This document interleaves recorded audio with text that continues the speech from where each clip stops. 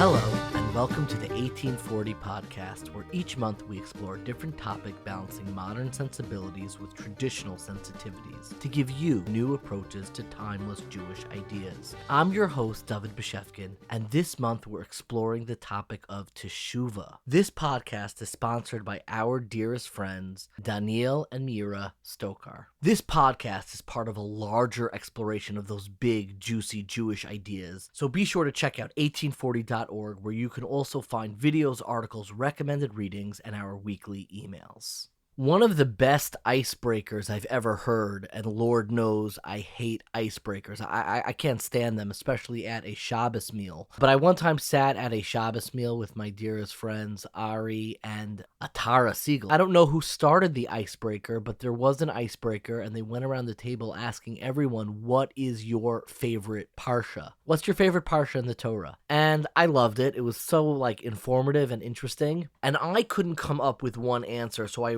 said I have really three parshas which I love the most. It's hard for me to select. Number one was probably Kisisa, which is the story of the golden calf, Chet HaEgel. It's just a magisterial parsha. Number two was Parshas Va'eschanan, which we always read on Shabbos Nachamu, and it's just this really amazing story about Moshe pleading with God to be let over and enter into Eretz Yisrael, enter into Israel, and God's answer is ultimately no, and it's just an incredible parsha. And the last parsha, which is really the easiest because it's the shortest, is Parshas Nitzavim, just 40 psukim long, 40 verses, and I've always loved Parshas Nitzavim, and the reason why I loved it, and really the common denominator in all of the parshios, all of these texts in the Torah that I love ever so much, is the common denominator of Teshuva itself. And it is in the Parsha of Nitzavim that we actually confront, perhaps for the first time, a commandment, the notion that we are even commanded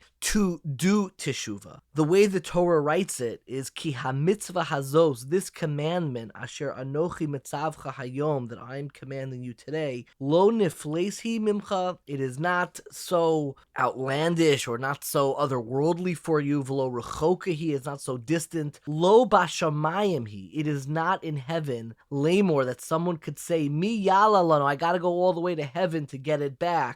Rather, the mitzvah of teshuva, this commandment, this notion of teshuva concludes, kikarov elecha hadavar ma'od. It is exceedingly close to you. And what I find so fascinating about this presentation is that we're not even sure if it is talking about teshuva. There are actually two, perhaps three conflicting readings about what exactly is this even talking about. It begins, ki ha-mitzvah hazos, this commandment, this mitzvah. It doesn't really say which mitzvah. We take it for granted. We talk about it as if it is the source of teshuva, but we don't really know that for a fact. It doesn't say that explicitly. In fact, the word teshuva doesn't really appear in the Torah at all. We have a verb, meaning lashuv, to return. We don't have this noun of teshuva, something that I actually address in my book, Synagogue, Sin and Failure in Jewish Thought. We'll push a little product for a moment. This notion of some words, teshuva, avera. There are a lot of words that do not appear in the Torah. The word for repentance, or loosely, poorly translated as repentance, and the word avera, poorly translated as sin or transgression. None of them appear in the Torah. But the dispute that I find incredibly fascinating is what exactly is this mitzvah even talking about? The Ramban on this very verse, and this is the 30th chapter in Sefer Devarim, in Parshas Nitzavim, the 11th verse, the 11th pasuk, the Ramban writes that this verse is talking about teshuva. It is God telling you that teshuva is very close to you. But the Talmud, in Eruvin, in Bava Metzia, seems to understand that the mitzvah over here is not talking about teshuva. It is, in fact, talking about the mitzvah of Talmud Torah, of learning Torah, of studying Torah. And I've always found that dispute to be fascinating, that they're both looking at there's this mitzvah that is incredibly close to you. It is something that is in your hands. And the question is, which one is it? And some say it is teshuva, and some say that it is Torah. My Rebbe, mentor, professor, Dr. Yaakov Elman, who I've mentioned many, many times on this podcast, he went on to be an incredible professor of Talmud. He had a very kind of humble beginning in the Jewish world. He did not begin as a professor lecturing in universities. He taught in Harvard. He's published in every major publication. He really began as like a yeshiva student, and he used to publish. The first place that he used to publish,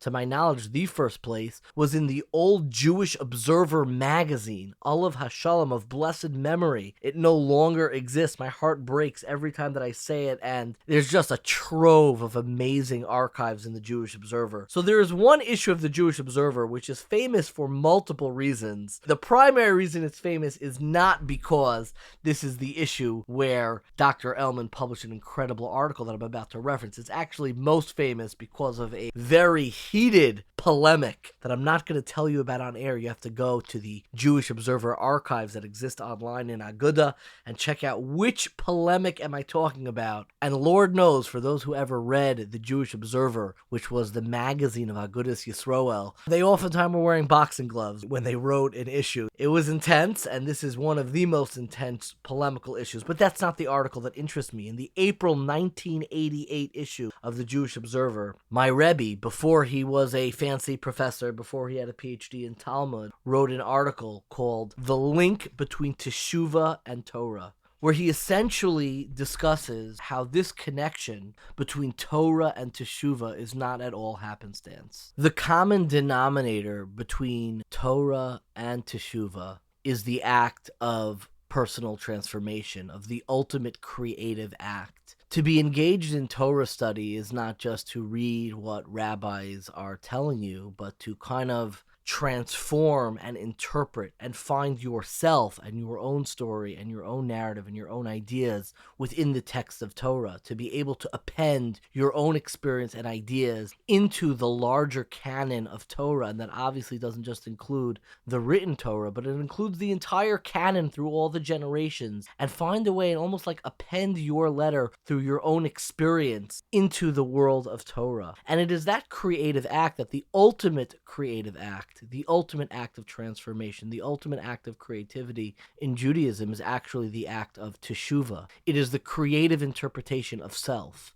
If Torah is a creative reading where you take yourself and you read it into the Torah, you find ways through your own logic interpretation, and you find through the act of Talmud Torah a place where you and your experiences can reside and be interpreted. The act of Teshuva is an act of interpretation and reinterpretation of self. It is a creative reading of your own life and your own experiences. It's fascinating to read because Dr. Elman recreated himself so many times. And when I read this, I'm used to reading his fancy academic articles. And when I read this, it takes back when he was writing to, let's call it straight, to a more yeshiva audience. The Jewish Observer was not Harvard Theological Review. It's not JQR or some fancy academic journal. So he wrote with maybe it was a little bit more warmth. It doesn't have that academic, sober writing style. And he wrote as follows: since Teshuva is a process of recreation, one who has been renewed by the experience of repentance can see Torah and mitzvot observance in a fresh, invigorating life. This act of recreation, the act of reinterpreting your own life, which is the act of tshuva, really begins and is intertwined in so many ways with what Talmud Torah, the experience of learning Torah, is, which is a creative, interpretive reading of the text itself. And that is why it is such an incredible privilege for me to speak today and introduce our guest, Rabbi Beryl Gernshenfeld. Rabbi Gershenfeld is somebody who had a formative role in my life in showing me the creative reading of Torah and the depth of what Torah experience is, and dare I say, the act of Talmud Torah, the act of immersing yourself in Torah as an act of Teshuva itself, as an act of self-recreation, self-interpretation, realigning and reorienting your very own values. I first met Rav Gershenfeld, I believe, when I was studying in my year in Israel, in Yeshiva Shalavim. He visited one Shabbos, and he spoke a few times in Yeshiva Shalavim, and I was frankly blown away. I never saw somebody with such a deliberate, careful reading of Torah text, and he was really one of the early people who helped me fall in love with what is known as machshava, Jewish thought, creative readings of Agadah, the world of the Maharal, of Reb Tzadok, the world that I still in many ways inhabit today. In so many ways, he built the doorways. I later on, and it was such a disaster. I arranged a chabura, a small group study in his apartment. I had to nag him forever to do it. I understand why now. It was a group of students who were enamored with what he said over Shabbos, and we said, we want to come over and learn with you, and he's busy. He runs 2 major yeshivas. He is a major figure in the Kiruv movement, the Jewish outreach movement in America today. He has an organization called Ma'or, which I will talk about in a moment. But I just kept on bugging him and said, we really want to come together. And I still remember to this day, we came to his house to learn right before Lag BaOmer. And what was so fascinating, I still remember everything that he said, but I remember his reading was from a book that, maybe it's got a little more controversial because of the life of the author, but it was a book called The Road Less Traveled. And he opened up from the very beginning. He told us initially, he said, you have to skip the last third because it's extraordinarily Christian. But he began reading right from the beginning in that chabura, and this is from the beginning of The Road Less Traveled by M. Scott Peck. The author is not really a paradigm of values, but I have found the book incredibly meaningful. And the book begins with a chapter called Problems and Pain. It writes as follows: life is difficult. Life is difficult. This is a great truth, one of the greatest truths. It is a great truth because once we really see this truth, we transcend it. Once we truly know that life is difficult, once we truly understand and accept it, then life is no longer difficult. Because once it is accepted, the fact that life is difficult no longer matters. Most do not fully see this truth that life is difficult. Instead, they moan more or less incessantly, noisily, or subtly about the enormity of their problems, their burdens, and their difficulties, as if life were generally easy, as if life should be easy. Their voice, their belief, noisily or subtly, that their difficulties represent a unique kind of affliction that should not be, and that has somehow been specially visited upon them, or else upon their families, their tribe, their class, their nation, their race, or even their species, and not upon others. I know about this moaning because I have done my share of it. Life is a series of problems. Do we want to moan about them or solve them? Do we want to teach our children to solve them? And he began with this, and I just became so drawn in with the way that he weaves together these amazing teachings about the depths of Torah with contemporary ideas. And he builds this edifice of Torah that really allows you to reorient your own sense of self and really become anchored in something timeless. It feels like an act of Talmud Torah that as you are listening to him, as you are hearing the deliberateness and the discipline through which he teaches and carries himself, that you feel that the worlds of Torah and Teshuva, in the same way that they appear, so to speak, intertwined in that Ki HaMitzvah Hazos, in that very early chapter and discussion in Parshas Nitzavim, you feel them being intertwined once again when you hear Rabbi Gershenfeld teach Torah. I was lucky enough when he ran a camp. It was like a Jewish outreach camp. It was a really amazing experience. I made a lot of friendships that endured there for many years. When I was in the camp there, Rabbi Gershenfeld and I became even closer. I was like the gabbai. I ran the shul, and we learned together at night. We learned the Maharal together, and we would take walks and we would speak, and we didn't stay in touch. I'm not to this day, I'm not 100% certain that when I reached out to him to appear on 1840 that he even remembered who I was. But I do know that there is a majesty of Torah that he is able to present, that the Torah itself serves as an act of Teshuva, that the creative interpretive process, the transformative process of Torah is able to transform self, and the transformation of self also transforms your relationship to Torah. They are, so to speak, intertwined in the same way that Dr. Elman discusses in that article in the Jewish Observer so many years ago. So when I was looking for someone to talk about Teshuva and to kind of kick off our very discussion in this series of Teshuva, I knew I wanted Rav Gershenfeld, and Lord knows it was not easy to get him to commit to an interview. It is not his normal style of delivery. He is an educator of Torah to his core. He is not, your typical podcast guest. But I was fairly persistent, and he was incredibly gracious and patient throughout,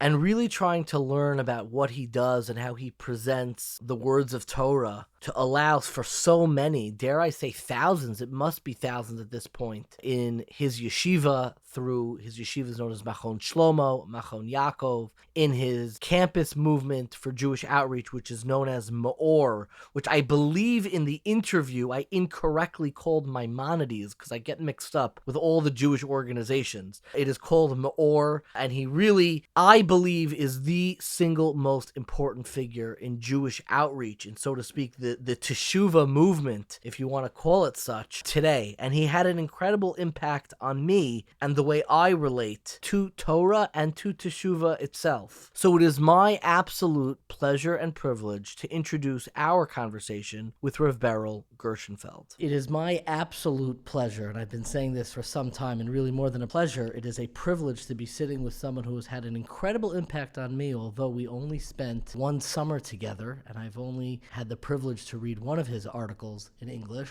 But I feel like I am one of the students who was never fully a student, but a student nonetheless, and that is why it is my absolute pleasure to introduce our guest today, Rabbi Gershenfeld. Thank you. Pleasure to be here with you, and I consider you a Yedid also, because I know we shared the same vision, even though it was decades ago. It's really, really something for me, very excited to speak. We got to know each other many, many years ago in a summer program that was then known as Moodus. I think the name has changed, but we're talking this month about Teshuva, as we often do before the high holidays, and I was wondering if we could begin, before we talk about how you facilitate and engage in the Teshuva process, specifically in the Baal Teshuva movement. Tell us a little bit about your story of Teshuva. Okay, let me be a little ornery and refocus the question, then we'll get to my story. The question, what's the word Teshuva mean? That's the question that's got to inspire and direct thoughts if we're talking about Teshuva. And we probably all know the first answer of what it's not. The translation repentance is clearly not what the vision of Judaism is. That English translation that comes from the word penitent, to be sad, regret, and read, to go back to sadness and regret again and again and again, that's clearly not Rambam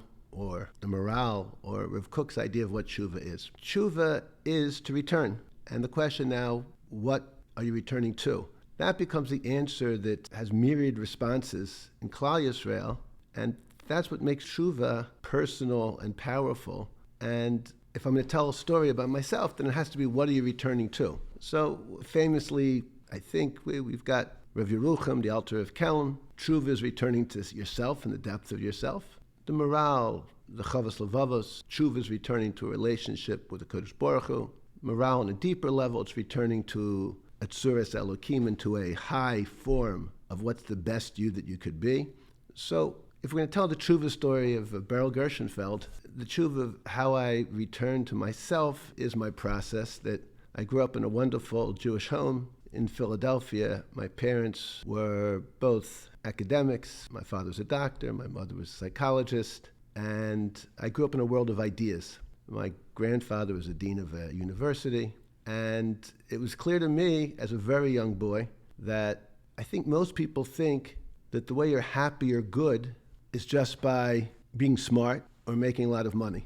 And it was clear from the people around me that there were many very smart professors who were my parents' friends, and they were experts in their field, but they weren't good people. At a fairly early age, 11, 12, 13, this question concerned me, and I felt that, I'm supposed to be smart, I'm supposed to be good, but I don't see how academics is going to make me smart or good. And this began a question of recognizing that looking for ethics, looking for ideals, looking for values was the key question that had to be answered in life. I think obviously lots of credit has to go to my parents, who, although they were not what's called religious, were very, very drivenly moral, good people. And I felt that the only thing in life to be was to be good. The question was, how do you be good? And that question led me to looking at religion, which I thought was antiquated and remote, and trying to come to grapple and grasp with that. I think probably when I was 12 or 13, I told my parents I wasn't going to synagogue one Rosh Hashanah, that I wasn't sure if there was a God or if there wasn't a God, but I knew if there was a God, I wouldn't be praying it to them the way we were praying in our temple. And this began a process of looking for ideals and values, morality and truth, trying to understand the big questions: how do you craft a good life? And since I grew up in Philadelphia, I grew up in a suburb of Philadelphia. It began with, there's a reconstruction of seminary that is near where I lived. Began questions over there. went on and developed into a relationship with conservative religious thinkers, Abram Joshua Heschel. Further began taking trips to Boston and Rev Soloveitchik, and I was exploring through my teens and until this day, Judaism, trying to figure out how does one become a good person? Is there an absolute truth? Is there an absolute morality? And I wanted to preface it by the discussion what Teshuva is, because the one lodestone, the one North Star in my life was that felt that there was, and this I feel is a deeply Jewish idea, deep idea of the Vilna Gaon, that I had the Tselem Elokim inside of myself. I felt that there was a divine image in me that had a moral message, and I knew that life is about purpose, and life is about goodness, and life is about finding the purpose of life. And that enabled me to navigate questions, streams, struggles, ideals that I was returning to myself. That my struggle for Teshuva was to find a deeper me and to express the real me. And that's the process of Teshuva that I was on then, I've come on now. People usually like the story that I'd gotten to a point where I was keeping many mitzvahs. Had learned a lot in university. I was president of the Hillel on campus. Which university? Trinity College in Hartford, Connecticut. And I was invited to a meeting with Golda Meir of 20 students who were going to be student leaders to talk to Golda Meir about what was the future of Judaism in America. Being a overly cynical and perhaps self-absorbed college senior, I told my parents I had much too many things to do that were too important to waste a Sunday afternoon going to see Golda Meir with 20 people, and I had no clue myself what my Judaism was going to look like. I had no vision of what would cause renewal for Judaism in America. Wanted to skip it. Mother and father in the classic Jewish ways. Dad said, you have to go. You're going to make movers and shakers there. Mom said, you have to go. You meet nice Jewish girls there. I'd caused my parents, I think, so much trouble and angst wearing a yarmulke and being Shomer Shabbos and breaking certain of their visions of what my life was going to be like. I said, okay, I'll be a good boy. I'm going to go. But doing a very non-Gershenfeldian attitude, I would not speak, that I don't have the audacity to speak in front of the Prime Minister of Israel about what the future is when I don't know for myself and I'm still grappling and growing myself. A dangerous thing happens, Reb David. I'm not sure if it happens to you also. It's a rare thing by you, I'm sure, too. I was quiet for 3 hours and I listened to everybody. And I kind of walked out of that meeting and realized that the sad thing was that I knew more about Judaism than any of the other 20 students in that room. And I was pretty sure I knew more about Judaism and Torah than Golda Meir did also. And that created a vision in my mind that it was not just sufficient to guard Torah and mitzvahs, but I had to become an extremely well-versed Jew and accept responsibility that if you're not part of the solution, then you're part of the problem. And it was a difficult situation for me. I was planning to go to law school, and I decided not to go, and that I had to go to yeshiva I decided at that time, at least for 2 years. Turns out it's about 40 years, and try and learn so I could lead a better Jewish life, a more inspiring Jewish life, a Jewish life more based on the depths of myself and the depths of the text. That's a little bit of where the Teshuva story goes. And which yeshiva did you originally enroll in? So, again, went to Israel before the regular, I think, Teshuva movement became institutionalized. I went to a yeshiva called Shema Yisrael. It was the original precursor of Or Sameach, Eshet Torah, and Machon Shlomo. It was in a building in the Vardik Yeshiva at that time in Yerushalayim. The building was not complete. I slept in a sleeping bag on the ground. I think I was the 14th student in the yeshiva. Wow. Rav Noach Weinberg, Rav Nata Schiller, Rav Yaakov Rosenberg, Rav Aaron Feldman were all there at a feisty, excellent beginning, and that's where I was for 2 years. So I actually want to shift a little bit to that institutional world of Kiruv that you mentioned. You run 2 yeshivas, and you're involved in so much of the movement, Machon Shlomo and Machon Yaakov, which are yeshivas that are specifically catered for people who are beginning their journey of in-depth Jewish learning. You're also involved in the Maimonides on Campus program, as well as a lot of the summer retreats. And I'm curious, you made reference to it, the feistiness. I'm always scared to use the word of like strategies, approaches, but there are different ways that different Jewish institutions think and conceptualize the world of outreach. Is there a specific approach that you take when it comes to engaging Bali Tshuva, people who are returning back to Yiddishkeit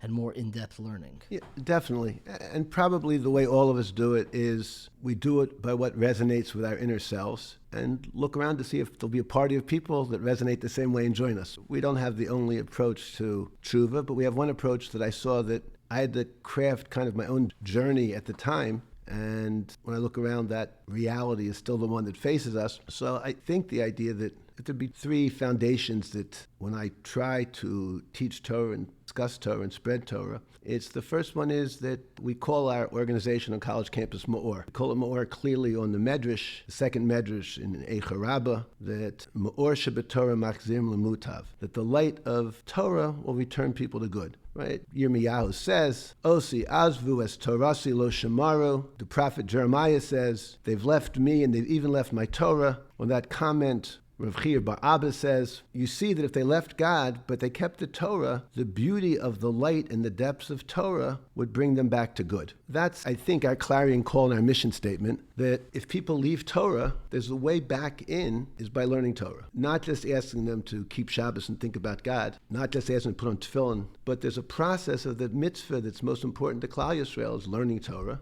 And without footnotes here, Ma'or shebetorah means not just learning Torah, but learning and illuminating Torah and invigorating Torah, the light of Torah. That the way of engaging in a sophisticated manner, that if we're learning at university at a high, sophisticated, relevant manner, we have to provide Torah at the same high, sophisticated, relevant, deep, engaging manner, and that Ma'or, that light of Torah, will bring Jews back. Second, understanding the text, it doesn't say it bring them back to Torah, it says bring them back to good. Ma'or sheba machzirin lemutav. The vision we have is not just a vision of doing mitzvahs or being what's called frum, being religious. The mitzvah is making a person a holistic human being, an Adam Shalom we always call it in the language of the Ramchal, the language of Yisrael Salanter. And that's clear, the second aspect of Ma'or, that besides just the belief that wisdom is the way to help Klal Yisrael reconnect with our legacy, the second aspect is that the goal for that Torah is not just being religious, it's being an Adam Shalom, it's self-actualization, and it's bringing us to an ethically high, developed level in which the way we work and the way we raise children and the way we relate to our spouses, the way we relate to community issues, and the way we relate to HaKadosh Baruch Hu, and the way we relate to mitzvahs, all expression of HaKadosh Baruch Hu.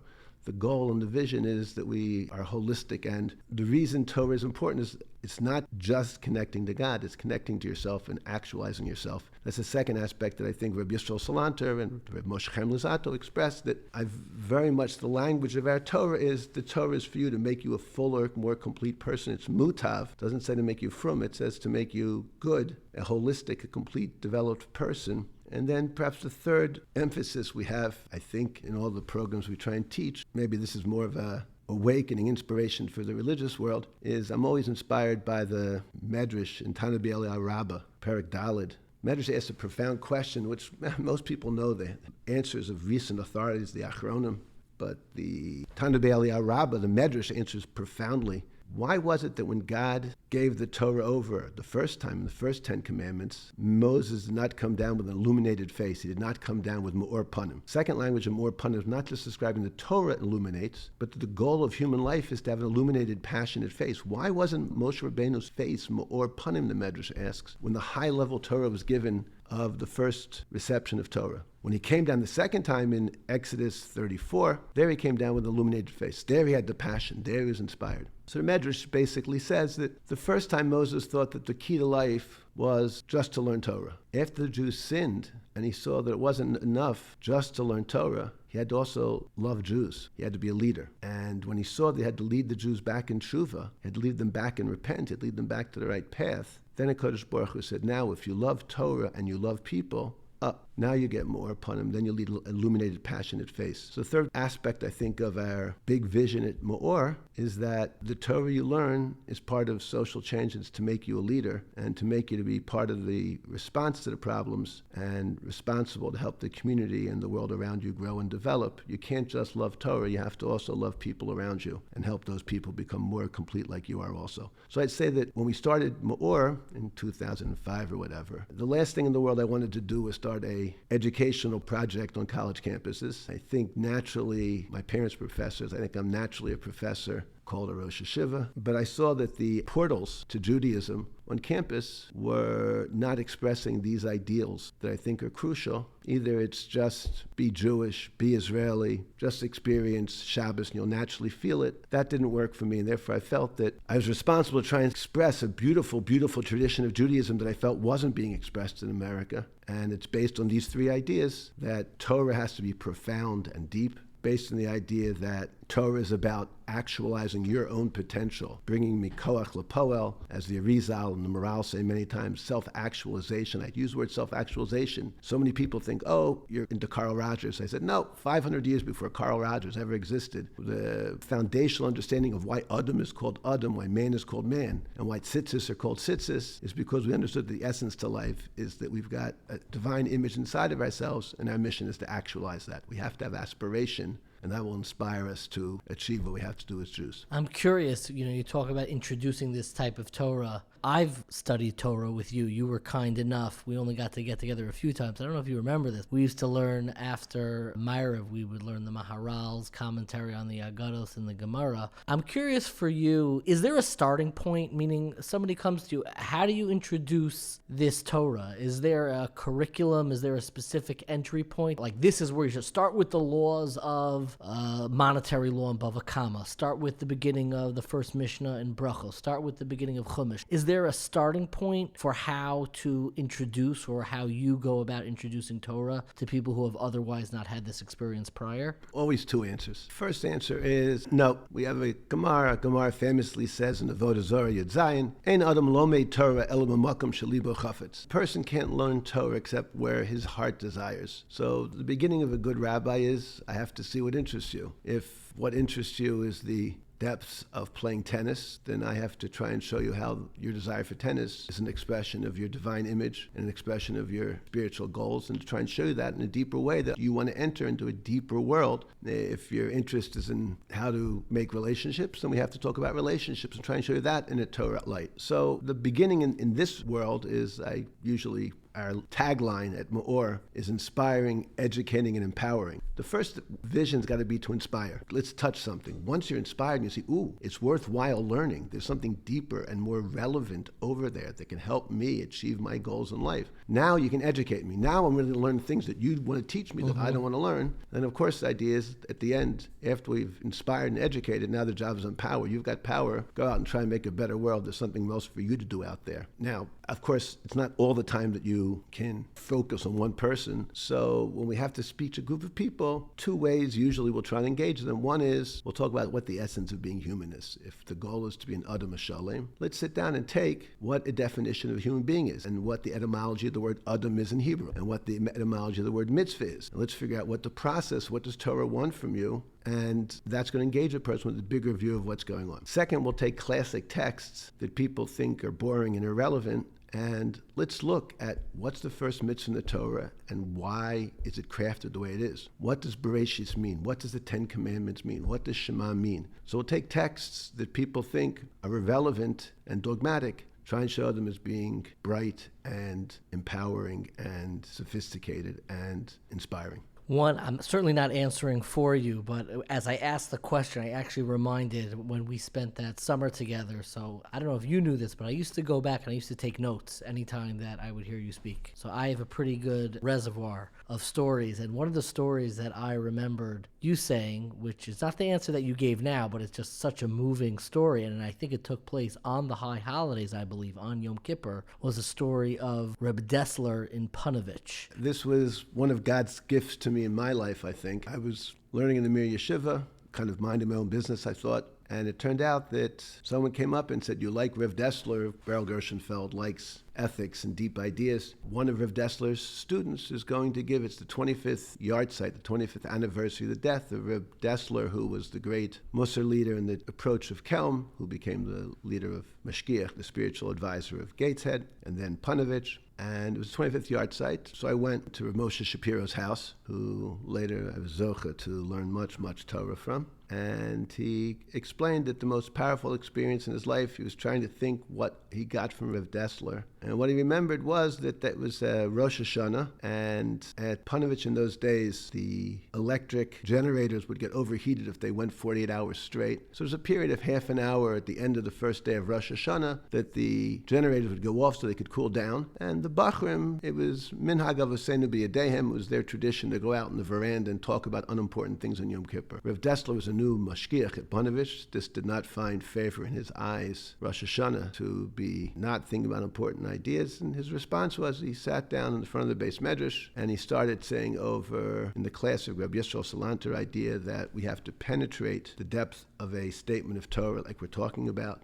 probe its profound depths, and to internalize the Torah, bring it into us and have it seep through every fiber of our being. And he started saying over a Maimer Chazal and singing it in the classic Musar style. And after he'd sung it 10 or 11 times, the wits on the veranda at Panovich were making their comments. Clearly the Mashgiach's too old, he's forgetting his learning, he's saying things over again. By the time he said it 20 times, Rav Shapiro said he was a young boy. He was back in the Beis Medrash, absorbing Rav Dessler's relating to a statement of the rabbis. By the time he'd said it for the 50th time, there was nobody out on the veranda, and everybody was in the Beis Medrash listening to a person's learn and live a statement of the rabbis, Talmudic discourse, and just for himself. By the time he got to 80 times, everyone knew that this was to be a moment that changed their lives. When they got to the 99th time, he said everybody's ready. This was the Eliyahu Hanavi, the Har Carmel experience. Hashem Hu Elokim, God is God. It was clear to them 101 times, and then they said Baruch Hu, and they went on. And Rav Shapiro shared with me, which affected me profoundly. I'm glad to see that we shared it.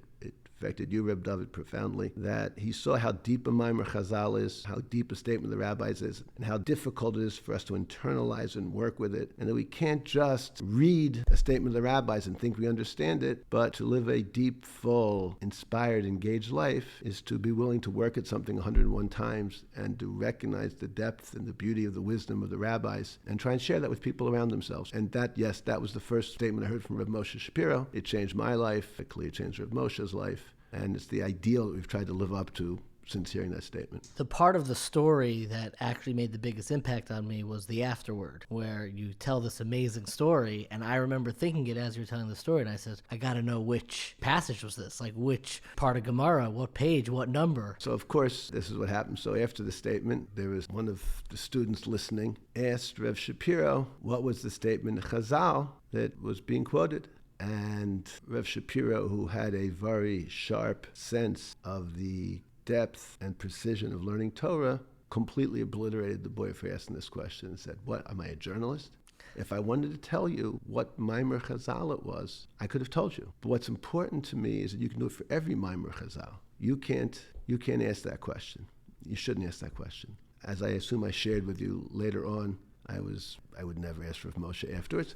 But I asked Jonathan Rosenblum, when Jonathan Rosenblum wrote his Rav Dessler biography, to please, I gave him a couple of people to talk to, and please find out what the Maimer Chazal was. And we found out what the Maimer Chazal was, and we can share it, but that's more of an in-depth thing. But I remember after, I believe it was Shabbos, Lamed, Aleph, Lamed Beis, Lamed correct. Beis, yes. It captured me, hearing the story. And then I had the audacity myself, that didn't shake me. And I had the audacity afterwards to ask Rav Moshe. I said, Rav Moshe, what's the big deal? Like, what? Of course, I've read Or Yisrael, the Sefer of Rabbi Yisrael Salanter, where he says this is the way to grow great, using by the Rabbi Akiva, the water dropping in the stone metaphor. Of course, this is what you do. And then I got lightning and thunder from Rav Moshe that, yes, but you don't understand that the Olam is a golem, the world is an unformed kli. What they do because they don't have a Rebbe. What you do, you have to do because you do have a Rebbe. And you have to not just make this a story, but you have to live with this. And of course, the after stories, the lightning and thunder afterwards, had their big impact on me also. The after story is always where the magic happens. I was wondering if we could kind of continue in this theme. Even in your own story and the way that you describe the Teshuva process, there's something very beautiful about the light of Torah, so to speak, being machzir, returning somebody to good.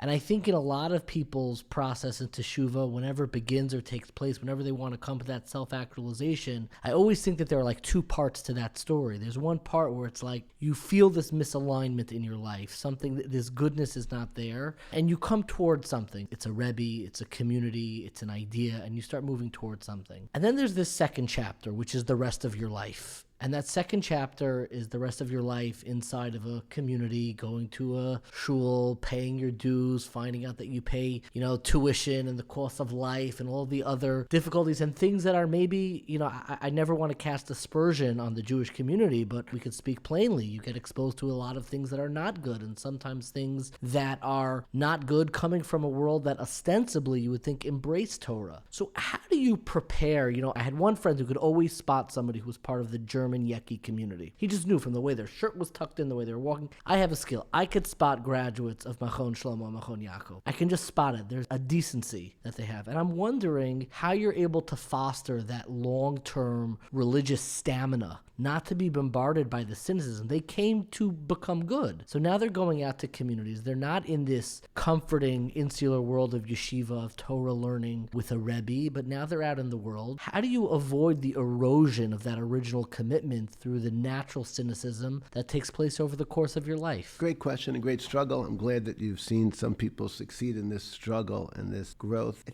think the way to do it is to be real with the students when you're learning Torah, to be real with the students and the student to become aware himself how difficult it is to live a good life and how difficult it is to change. I always tell people the most dangerous person to be around is a person who's in the 3rd to 6th month of his Teshuva. He's been able to read all of Mesilas Yesharim, and he can't figure out why anybody else is not living at the level of Chasidus, of saintliness of the Rav Moshe Chaim Luzzatto. And he's dangerous because he thinks it's easy. Once you've got to the 6th or 7th month and you're trying to change yourself and you realize you're not tzaddik, and that just like it's easy to talk about tennis and complain about tennis greats until you start practicing trying to hit the ball over, if you're in the game yourself and you're real, we understand it's gritty. It's hard work, and we're in a constant process of growing. So just like we're in a constant process of growing, and sometimes we fail, and sometimes we succeed, we understand that the world outside is in that constant process of growing and failing and striving and developing. And I hope that's the part of the reality that we have to have. We talk all the time about that student has to have an ideal, and then he has to be real. And he has to know the process to connect the reality with the ideal. And that process is going to keep him moving and developing.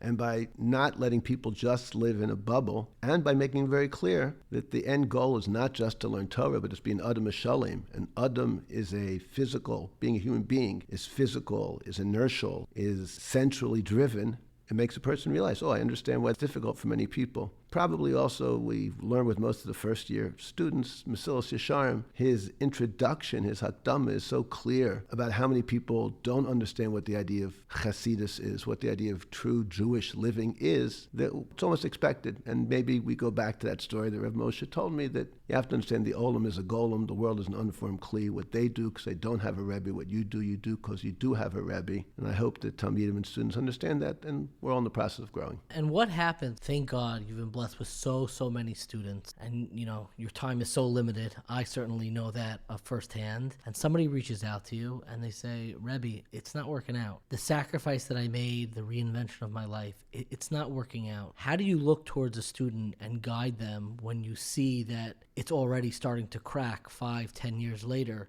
They're not holding it together. They feel like they bit off more than they can chew. They sacrifice more than they can bear. Great question. Every engagement, of course, depends on who the student is and what his potential is. The answers are usually clearly obvious. The answer is when a person comes and says, I've bit off more than I can chew. My failures are overcoming me. And the answer is, okay, you have a new point of free will now. Let's sit down, and we just want to make small change. No one ever makes big change. You don't go from doing 30 push-ups to doing 50 push-ups in a night. We're just going to work to try and get from 30 push-ups to 31 push-ups, and then 32 push-ups. And the mission is always to, I think, try and have a person bite off something true, exactly the way you made the question, which is, let's recalibrate. We don't know who tzaddikim are, we don't know who chasidim are, we don't know who kadoshim are, but you've had tests in life. Whoever's going to be, usually it's a child who has health issues. Usually it's a financial catastrophe. Usually it's a difficult marriage. And we said, okay, how do you deal with a bad marriage as an Adam Shalom, as a human being? And that's the test, that's the vision we're trying to go on right now. So I'd usually suggest that maybe the 3 things we do is, one is, okay, there's an issue facing you right now. How, as an Adam Shalom, how as a moral being, does Torah expect you to deal with that situation? Let's not worry about Kriya Shema right now. Let's worry about how can you be a better father to a sick child? How can you be a better husband to a wife you're divorcing? How can you be whatever it is? Let's make Judaism real and see that right now you can perform in a way that's idealistic and makes you feel good. Second is to put a schedule in of how you're going to grow. We can't grow in everything. Let's figure out some area to grow. Make it 15 minutes a day, and you're going to feel so great about yourself after growing 6 months. If you focus and continue growing, that'll be great. And the third ideal is, okay, probably time for a cheshbon and nefesh, for a spiritual accounting. Let's sit and figure out, why did you enter into a spiritual journey. How is the spiritual journey going to go? Probably a little bit of empathy and talk about other people who've had difficult times in their spiritual journey. And let's remember and rechart the course, find the North Star, and try and move forward. I think that's usually what we try and work on. We've been talking almost euphemistically about Teshuva. Part of the question that's always surfaced when people talk about the Baal Teshuva movement is the question of denominational affiliation. They're trying to make you Orthodox. My father grew up in North Adams, Massachusetts, and he became, more observant, more Orthodox in his teenage years, and my bubby was petrified. And she later came around and embraced all of this change and loved it. But when she first saw him wearing a yarmulke in the house, she thought that she was being captured. I'm curious what role becoming Orthodox, so to speak, plays in Kiruv. Meaning, what is the goal? And have you ever had a student who is still a student, but you knew or you saw this person was never going to be able to integrate into the contemporary Orthodox community? Clearly a question that touches the depth of every educator and every leader. And I tell Hama'or sheba machzirin lemutav, the light that's in the Torah returns people to good. I want people to be on a journey to goodness and to wholeness and to being Adam Shalom. And my mission with every person I meet, every Jew I meet, is to help them move along their path to development, to maturity, to self-expression, self-actualization as much as we can. So the story gets told over the last words of the Alter Slobodka, one of the people that I try to connect to his vision and his ideals. So the Alter Slobodka, Reb Nosson Tzvi Finkel, died about 1927. He was leaving his great yeshiva, one of the greatest yeshivas, to come to make Aliyah, to come to Israel in 1923. And there's this classic image that many different students define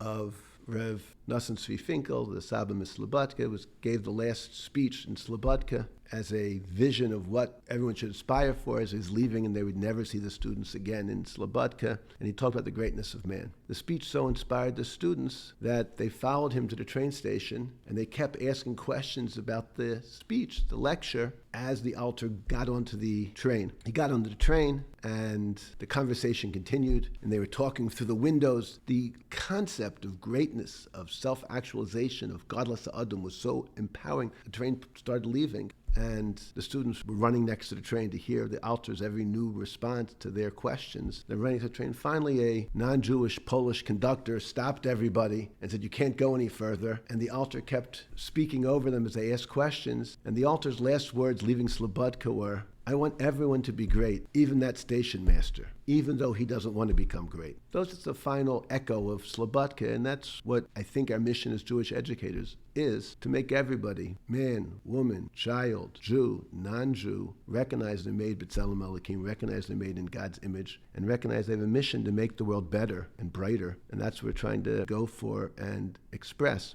And therefore, an educator sits down, just like I said, I can't walk up to you and say, I want you to do 60 push-ups if you're doing 30. The mission's got, let's get to 31 and 32, let's get to 33, 34. Recently we had a student, I think we have to change details just for public consumption, Sure. A student from one of the best law schools in the world, and he wanted to come to Machon Shlomo, and I told him that he couldn't come, and he told me, I've never been rejected anywhere in my life from a school. And I said, well, sorry, you're an alcoholic, and you first have to grapple with your derech eretz kodem l'Torah, with your human being part of yourself, before you start moving on to the Judaism part of yourself. Because we understand that life has to grow organically. We can't just sit down and put tefillin on people and think that that's what we're working for. And people often ask me, I was asked by a director of a Jewish organization, Rabbi, I can't work with you. You have an agenda. I said, that's right. Everybody has an agenda. Either you're a for-profit institution or you're a nonprofit. If you're a nonprofit, then you have an agenda to make the world better in some way. I have an agenda. My agenda is clear. My agenda is to make everybody a more actualized human being and a more actualized Jew.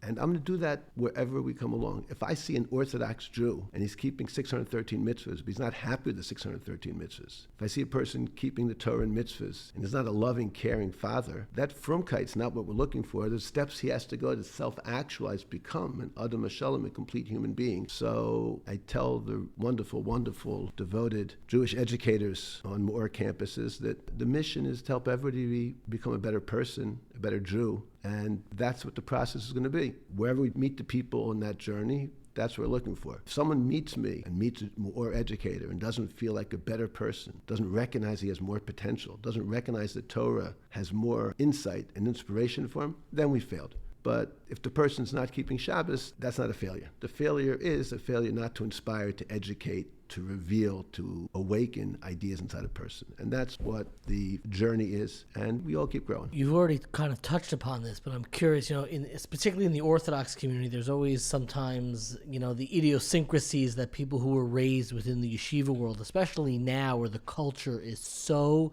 deep, like it's so sticky. It feels thicker than it ever has to grow up in the Orthodox world. And, there are idiosyncrasies of somebody who didn't grow up in that world, who's very kind and very decent and very wonderful, but let's say a Baal Teshuva who's coming and integrating within that community. They're always like idiosyncrasies, little ways that they can feel needled or pressured. I'm curious to reverse it and to think for a moment that when you visit, you're on a trip now in the United States, what do you wish when you look at Orthodox institutions, the way we're speaking within Orthodox spaces, what do you wish that you saw a little bit more that you do see within the world that caters to Baalei Teshuva, to people who are coming to be integrated within the Orthodox world?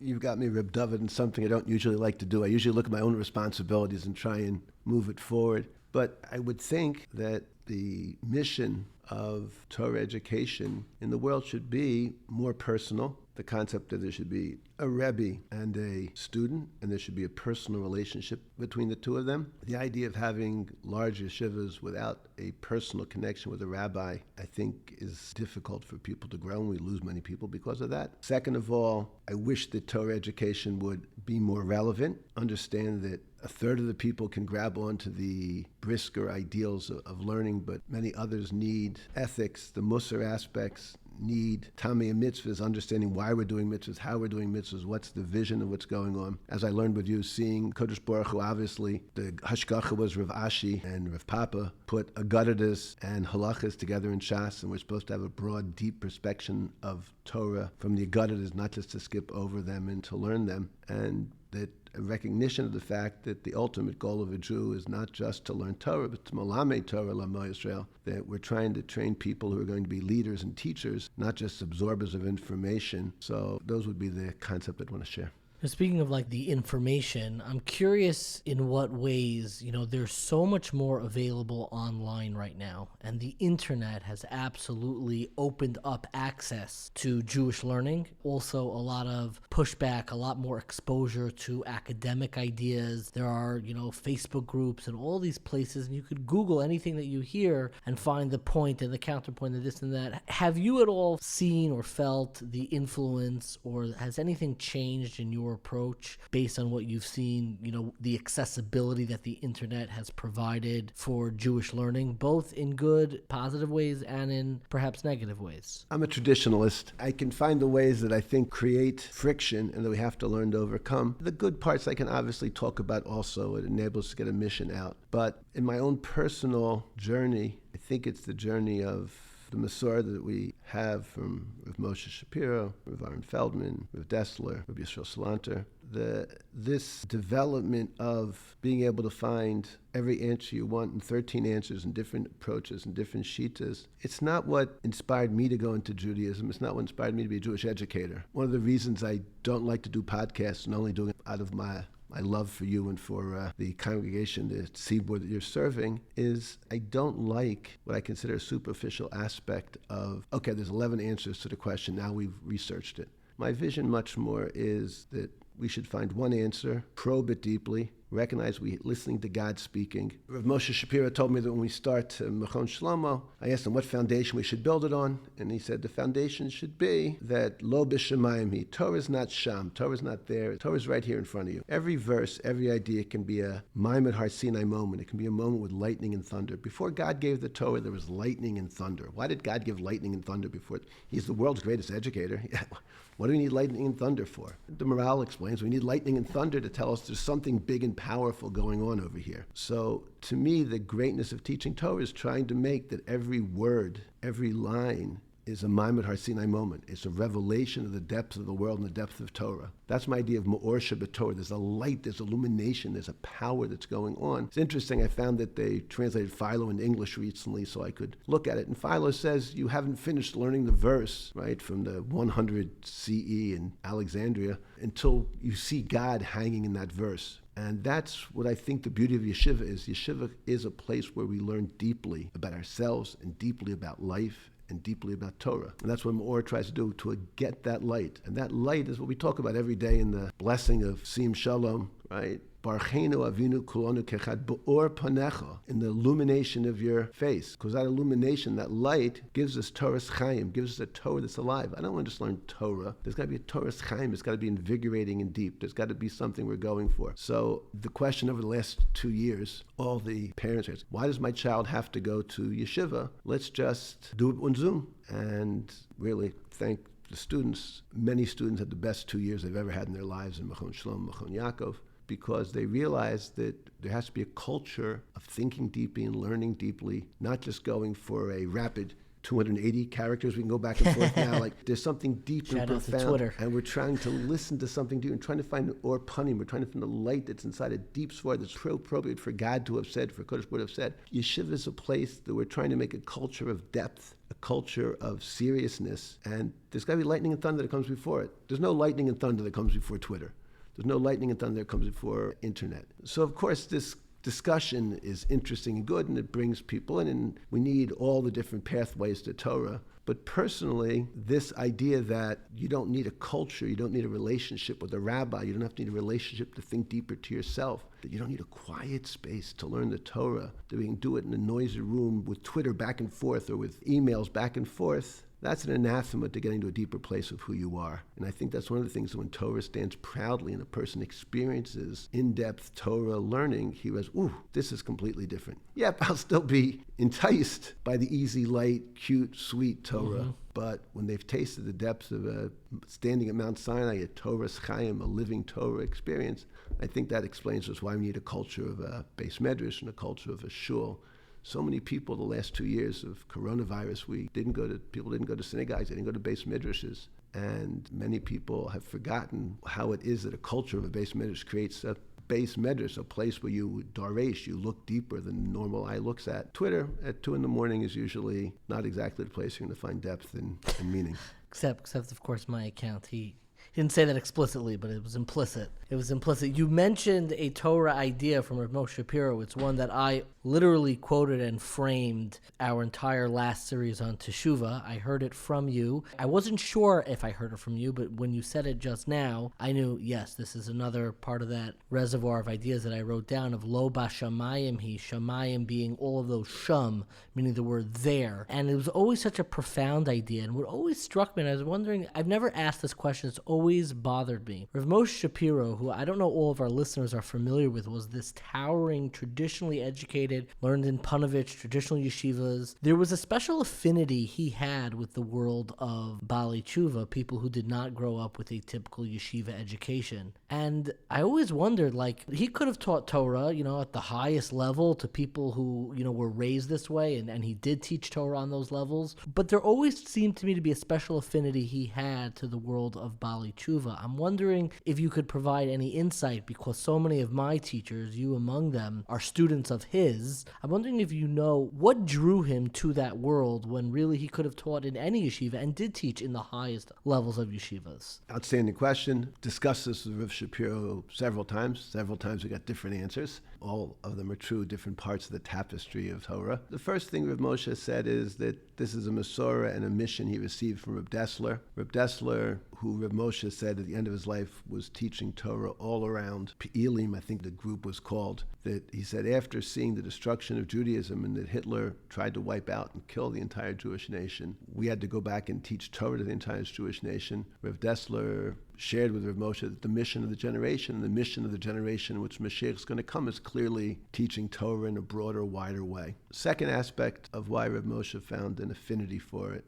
was that Rav Moshe became a gadol because of Rav Dessler's influence, because he asked broad, life-shaking questions. Torah had to be more profound. Torah had to be deeper than it appeared at first look. And you only get by asking more profound and more deep and more broad questions. So Rav Moshe was a profoundly deep thinker, and he wanted to get a deeper Torah than most people learn in Cheder. Most people, as the Alter Mikelem says, they stop thinking about Torah when they leave Cheder, and they just start learning Gemara, and they forget the bigger, broader themes of Torah. Rav Moshe never did. And he wanted people who were mature minds, that when a 21, 22-year-old mind comes in from the secular world, has big ideas, now Torah can be given to him in a broad, mature, deep, sophisticated manner. And those people who asked those questions were interesting to Rav Moshe, and he wanted to share that with them. Third aspect is Rav Shapiro, humorously, I think, but challengingly, would always talk to me about that he really doesn't want to teach American. He said,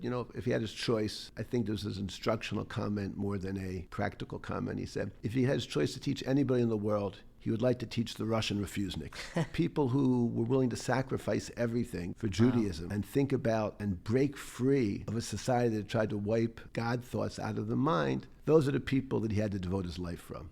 And if he couldn't work with the Russian refuseniks, then he would like to work with Israeli Baal Teshuvas. Because again, there the society works completely against them, and they become seen as social parasites. And he said, if I can't work with Russian Baal Teshuva and with Israeli Baal Teshuva, okay, so then I can work with American Baal Teshuva. At least there's a little mysterious nefesh, a little sacrifice. And then he told me that if I can't work with God, Kodesh Baruch Hu, decides what we can do. If I don't get to work with Russian refuseniks or Israeli Baal Teshuvas or Baal Teshuvas, at least let me work with Americans who grew up out of town, where they had to sacrifice for Torah and they do something. Beautiful. So he's keeping going. So he really was a person who had great respect for students and great respect for the journey they were on, which always a person of such brilliance and depth, the fact that he respected the students' journey so much always powerfully affected me. I think those are the three reasons why he had a great respect and great interest in Baal Teshuva. It's the mission of the generation. They asked questions that were broad and profound, that were the level he wanted the question to be asked at. And the third is he appreciated their self-sacrifice. And to this day, though it's not quite as sensational or dramatic, but to this day,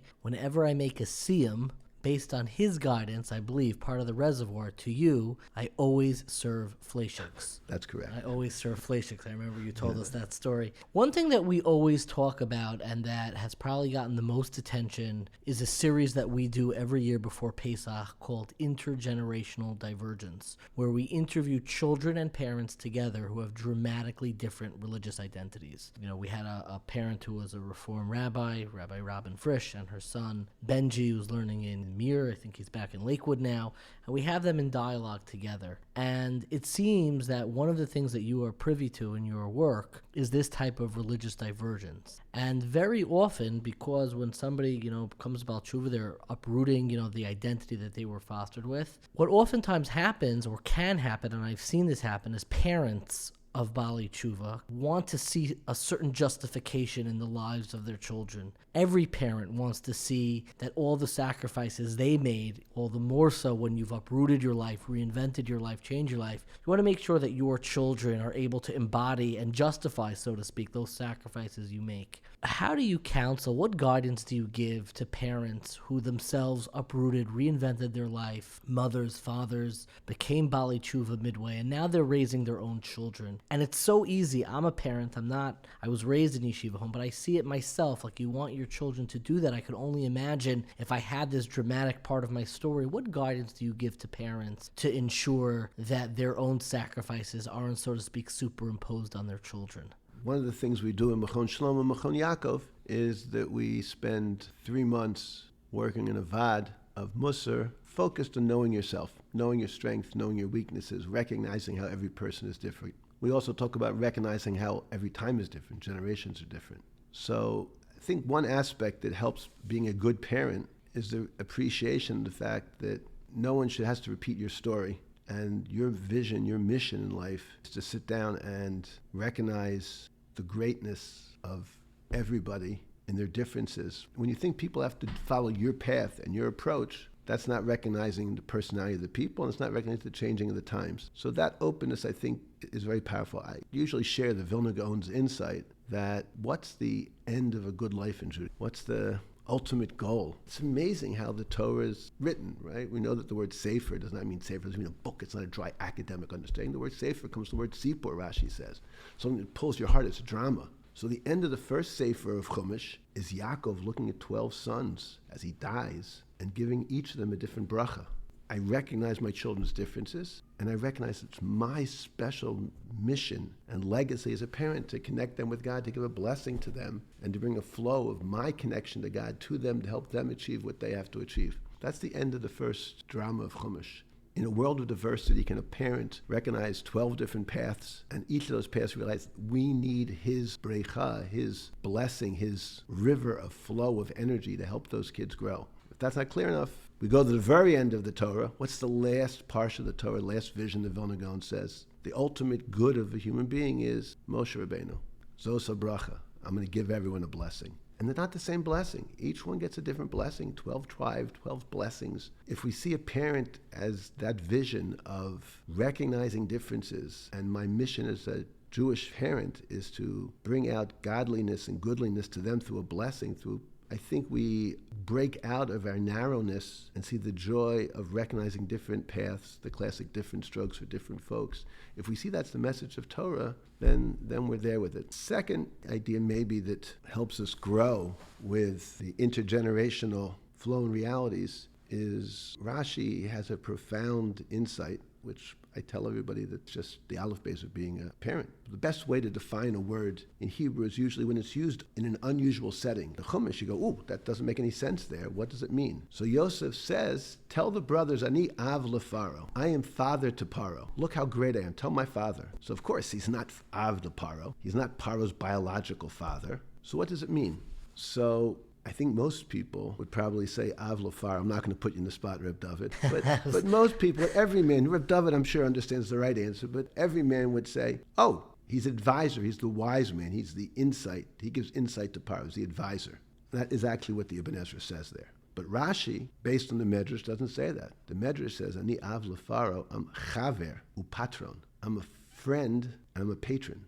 The mission of being a parent is not being the wisdom behind the throne. It's not being that advisor. It's being a chaver, being a friend with your child. You have to develop a chavrashaft. You have to develop a warmth and an emotional connection with your child so that there's not this huge intergenerational gap. And then number two, it's amazing, there's no proper Hebrew term for it, seemingly. And he says, and the second aspect of being a father is being a friend and being a patron. We know what a patron means. A patron means, ooh, I think your idea is wonderful, Reb David, and therefore I'm going to devote time and energy to your vision. I'll be a patron of your idea. So if we as parents see that our mission is to connect emotionally and understand our children and then be a patron, rejoice and support them in their bringing out their mission in their special way, generations will be different, but we'll be engaged in the process of their being different, expressing their Torah to the world in a unique way. I had one question. I really want to ask this question because most of what I have benefited from you over the course of my own life has been in listening. But there is one article that you wrote many, many years ago. I believe it was in memory of your father. Correct. In a journal that no longer exists, but it's about I killed it. The Gemara in Rosh Hashanah that describes the Jewish people being over b'fnei Maron, going before God. It's typically translated like sheep. It's an article that I hope that we'll be able to link to because it is so powerful. But you have a footnote in that article where you talk about the imagery of the Rambam, where the Rambam describes that the words of Torah is like a golden apple covered in silver lattice. And you take the analogy like a step deeper and saying words of Torah serve two functions. It needs a gold, which really defines value. Gold is what sets the value for other currencies. And you need this silver lattice around it that kind of is your daily exchange. You don't come into a convenience store with a bar of gold. The silver is your daily transaction. And kind of, I'm curious for you so much work in yeshivas, in the Me'or campus movement. What is the gold that drives your daily work, that motivates your own work? And what is the silver? Because even corresponding with you, I always try to like literally bookend with like an apology and end with an apology. You're so busy. You do so much for your Talmidim. I'm always meeting people who are connecting and interconnecting with you, trying to send messages through Behind the Classroom to get you on the 1840 podcast, of course. But I'm curious, What is the gold that, so to speak, animates your life, defines what it's about? And what's the daily silver that keeps you going after all these years? The gold is that when I look at as again, I look deep into my being, and I find the essence of being made in God's image is a desire to be like God, to help other people grow and recognize their potential and bring out their Tzelem Elokim. The essential goal is for me to self-actualize and then to help others self-actualize. And the goal is what HaKadosh Baruch Hu wants, is that if we're all developing our root of humanity, our root of being Jewish, it's going to be a much better world. I want to be part of that process. The Gemara at the end of Brachos I share with my students is the message I usually live by. That's probably why it's so hard to contact me sometimes. Gemara says profoundly at the end of Brachos, Talmidei Chachamim em lehem menucha, lo ba'olam hazeh v'lo ba'olam haba. Shenemer yelchu michayil l'chal v'yirei Elokim b'tzion. Gemara says that Talmidei Chachamim never have rest. They're walking from battle to battle. And even in the world to come, they're not going to have rest. The morale understands that that's because there's so many ideas in the world to understand that we're constantly growing. And Kodesh Baruch doesn't hate Talmidei Chachamim, but there's a low-level joy of the nefesh, of resting, of being satisfied.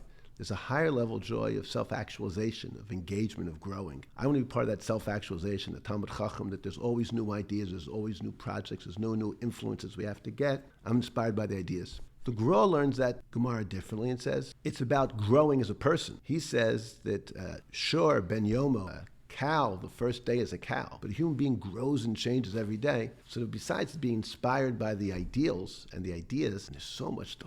I remember being a young boy. This is one of the images that inspires me. I was in the Fels Planetarium in Philadelphia and looking up, and the educator said, there are 2.47 million stars you can see with the naked eye. And I was like, wow, the world is bigger than I thought. And then it said, oop, and there's 100 billion galaxies. And I was like, ooh, wait a second. And so I little kid, and I was like trying to figure out like how many seconds am I going to live in my life. I think I work out like a normal person lives 35 million seconds in his life, and I go, whoa, that means like I have to pick up 33 new universes every second of my life. That's a big world to understand. Like it's an expand. If you're bored, there's something the matter with you. Like there's lots to explore and lots to think about. So that's the morale's vision of Talmid Chacham. The second vision of Talmid Chacham is not just the ideas, but I want to make myself an integrated human being. There's so much to do, chesed and rachamim. There's so much to grab onto. The third one is, on that Gemara, Rav Kook says that a Talmid Chacham is a person always looking to make the world better. That's why there's no menuch. He's looking for chayil or Moshe David Valley, from battle to battle. So usually we don't like battles. People naturally are risk adverse, they're conflict adverse. I am too. But once you realize that the mission in life is to walk from battle to battle, michayil chayil, like the Psalm says, so then I'm in the battle to try and make things better. So I think that's my goal that I'm looking for, those three visions of life. They keep me busy. I want to be smarter, I want to be personally better, and I want to make the world a better place to do. That's the goal that always inspires me. The silver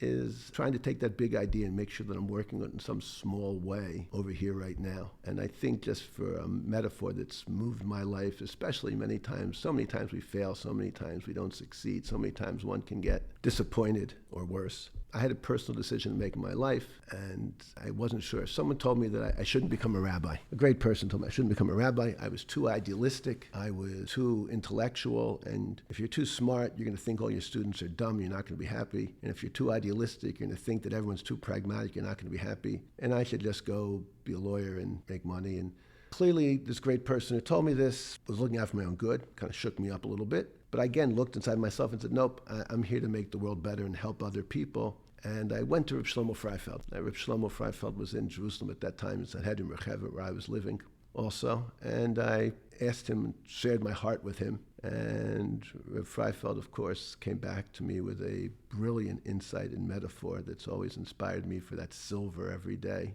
He says, Beryl, there's only two types of people in the world. Everybody, you walk up to a pond, you've got a stone in your hand. Everybody knows what you have to do. There's a pond in front of you. You got to throw the stone in the pond. The only question is, what do you look at? Some people, when you throw the stone into the pond, they watch the stone hit the bottom and see how deep the pond is. If you look like that, never go into chinuch, never go into education, because you'll always be disappointed. You'll stay up to 2 o'clock with some student. He won't grow the way you want to go. You'll try and make some involvement to help someone in their marriage. The wife or the husband will disagree. There'll be blow-ups. You'll get upset. But if you train yourself that when you throw the stone into the pond, you don't watch it hit the bottom. You watch the concentric circles that form on the face of the pond. and you know that means I've put good energy in the world, that energy will never be destroyed, that energy is spreading out and moving, then I've done all that I can do. Like meeting you after 20 years and talking about ideas you've gained and we've shared together. So the silver is every day in some way, I try to throw a pebble in a pond, produce positive, good energy. Small things just right now that are in front of me. Sit down and be intentional about some change. Usually try to do it when I start the morning. If you find out that I'm more engaging and positive in the morning, you're just one of my efforts to make the world a little better. I get tired at the end of the day. But the vision is, again, cutting it small and just saying, all I'm trying to put is good energy in the world. Let's treat this person like he's made in God's image. Let's treat Torah like it's a profound and divine wisdom.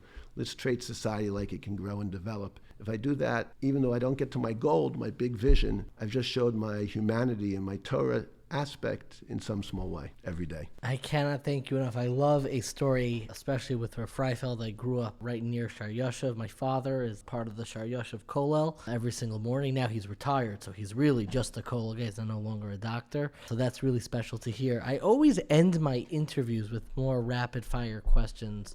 my first question, and I'm not going to say which book, but I know you always, when I knew you, I knew you one summer, but you always had an interesting book. And I'm curious if you have any book recommendations. You've mentioned a lot of the classics, Mesilas Yesharim, Chovos Halavavos, the works of the Ramchal, all of which there are fantastic translations available from Feldheim, from ArtScroll. I'm curious if there are other books that you would recommend for someone who's looking to make an entry point into this universe of an Adam HaShalom, Jewish or non-Jewish, but books that may have contributed to your growth or that you would recommend to your students. Rapid fire questions, not rapid fire responses. Let's go through a nuanced book that, from David, I know that you wrote a book, but I haven't read it yet. The title is so classically good. Synagogue. That's right. I'd like to read it. Very kind. But of okay, you. so that's we should all pick it up together in the podcast. I guess if the books that perhaps, maybe Viktor Frankl, Man's Search for Meaning, is something that always talks about touching that deeper place inside of yourself that man has, that Freud and Jung are not right, that man's essential drive is not just sensual or honor-driven, but it's mission-driven, meaningful-driven. Perhaps that's a story that awakens people to that growth. Could be, if you're looking for it. I always like when a secular person takes a Jewish idea and amplifies it. So if we're trying to work on midas and we've read the Mesilas Yesharim, you'll see that talking about the importance of the emtza, courage to be in the middle, chazak ve'amatz, is the mission of growing. Growing it takes courage. The word for middle is the same word as courage in Hebrew. So there's a book recently came out, Atomic Habits, which explains, I think, this idea of small, steady growth. I think Pete Davis, a book called Dedicated, on the importance in this generation of committing to ideas and ideals and not just frittering away on Twitter, resonates with me. And then as a person,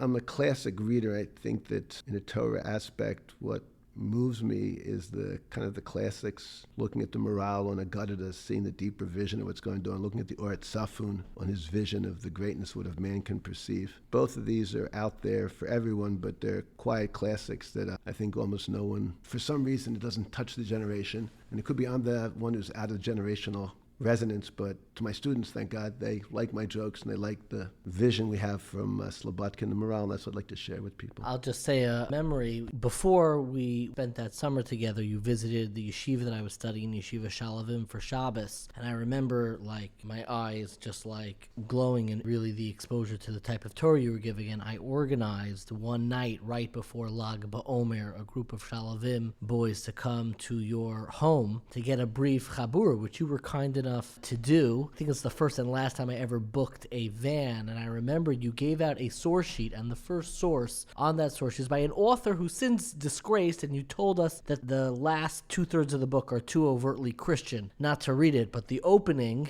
still is something that I think about every single day, and that is, I don't mean to say a recommendation that you said. Do you know which book I'm going to say? Sure. The Path Less Traveled. The Road Less Traveled by Arthur Peck. Yeah, and I remember starting with that, and I remember the idea that you said that night about Hode is still something that I think about quite often. My next question I always ask, something a little more exciting. Somebody gave you a great deal of money and allowed you to take a sabbatical with no responsibilities whatsoever to go back to school and write a PhD. What do you think the subject and title of your dissertation would be? So you're constraining me. If someone gave me $1 million, anyone who wants to on the podcast, please send it.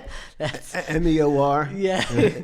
But I would be doing the exact same thing I'm doing. I'm thank thankfully, I live the life that I want to live and the mission that I'm inspired by. If I was going to sit down and write a PhD dissertation, it would clearly be something that would connect philosophy and psychology together about analyzing the moral code that's intrinsic to a person's life and how to express and how to bring it out. It would be that connection of self-actualization with morality. I think that's the intersection that interests me the most. And maybe the second one would be some kind of communication ideal. Maybe that's another secular book, that Agnes Collard's book on aspiration, how to have a person aspire to something more than he is right now. And that process of inspiring and aspiring people, I think that's probably what I'd be interested in. She was a guest in our last Teshuva series on 1840. Oh.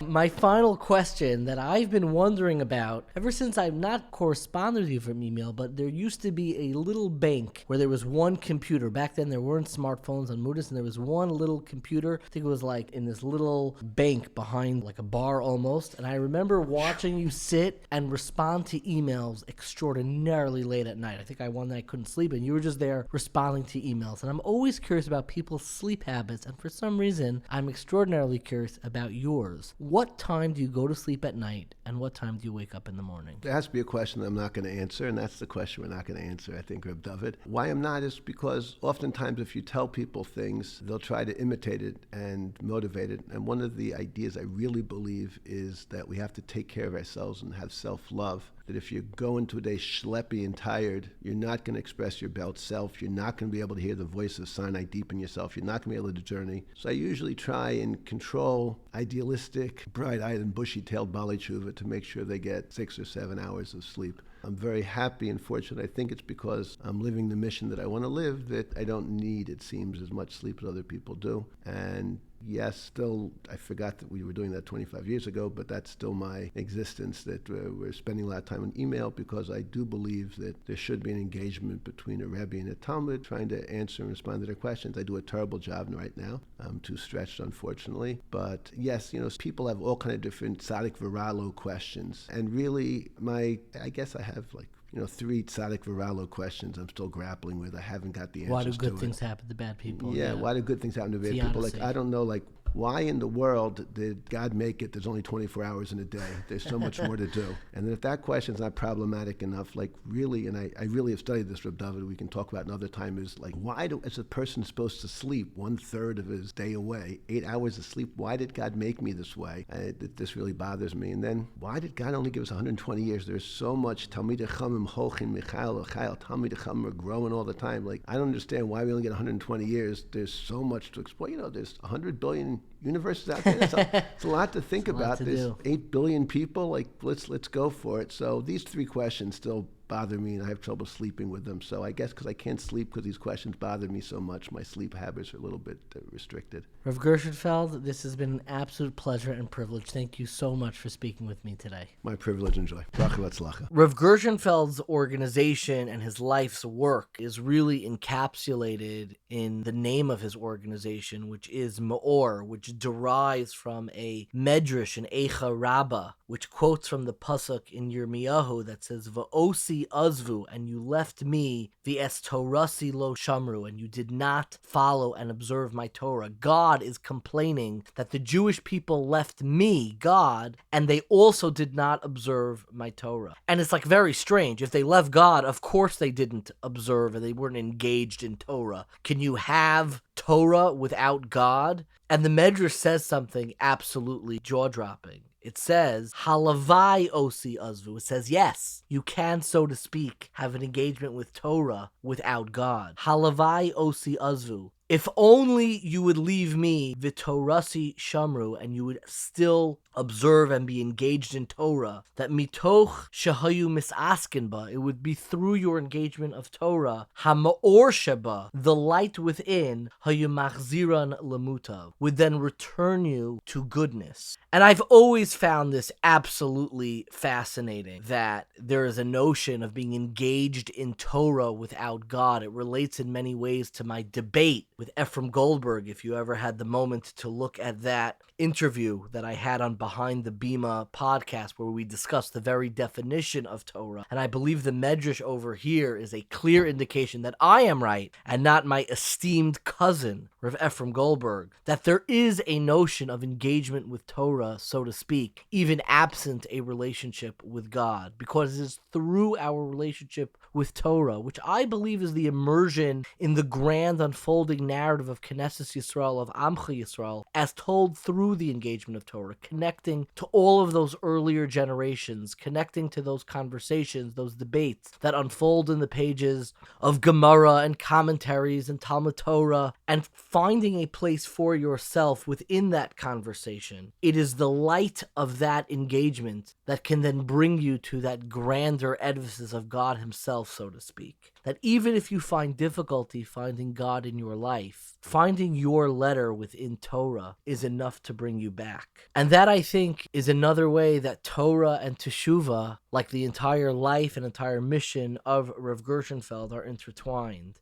And the way that he teaches Torah, what I find so moving is it's always intertwined with these amazing stories and interactions with great Torah leaders that he's had the privilege to interact with. There is one story that I don't think he told, but he tells quite frequently, and I think about it every single Shabbos during dessert. And I might be butchering it, but I constantly think about it. It's a story he tells of Rav Wolbe eating ice cream. Rav Wolbe was a great figure in the Musar movement in Israel. And I think the way that he tells the story is he one time was sitting around at the Shabbos table with Rav Wolbe, and everybody got their little bowl of ice cream. And you know, the yeshiva guys like dig in and they're scarfing down that ice cream pretty intensely, pretty ferociously. And Rav Wolbe was looking at them. You know, I don't think he said anything. And the way that he ate his ice cream is he just took a spoonful, he put it in his mouth, and he swished it around his mouth and really enjoyed that flavor of every single spoonful of ice cream. And the yeshiva students started to look up and watch the way that he was eating his ice cream. And they saw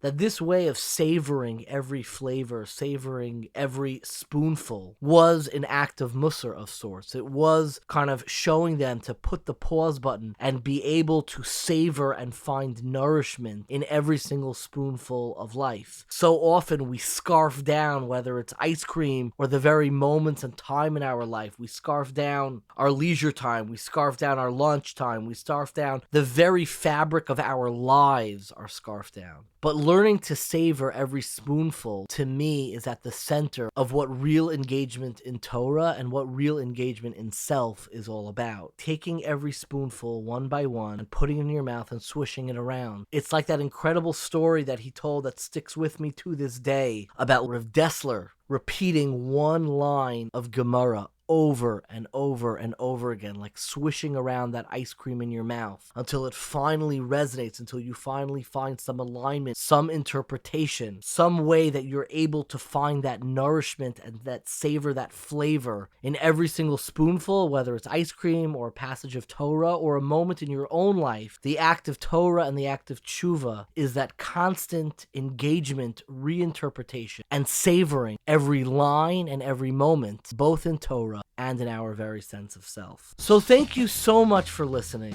This entire Teshuva series is sponsored by our dearest friends, Daniel and Meira Stokar. We are so appreciative of your support, friendship, and generosity. This episode was edited by our friend, Dina Emerson. So if you enjoyed this episode or any episode, please subscribe, rate, review, tell your friends about it. You can also donate at 1840.org/donate. It really helps us reach new listeners and continue putting out great content. You can also leave us a voicemail with feedback, questions that we may play on a future episode. That number is 917-720-5629. Once again, that's 917-720-5629. If you'd like to learn more about this topic or some of the other great ones we've covered in the past, be sure to check out 1840.org. That's the number 18, followed by the word 40, FORTY.org, where you can also find video articles and recommended readings. Thank you so much for listening, and stay curious, my friends.